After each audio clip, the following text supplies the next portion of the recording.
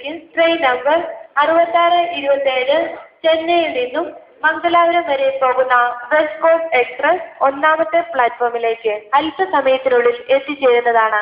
यात्रियों कृपया ध्यान दीजिए, गाड़ी नंबर 6627 चेन्नई से मंगलूर तक जाने वाली वेस्ट कोस्ट एक्सप्रेस थोड़ी ही देर में प्लेटफॉर्म नंबर 1 पर आएगी.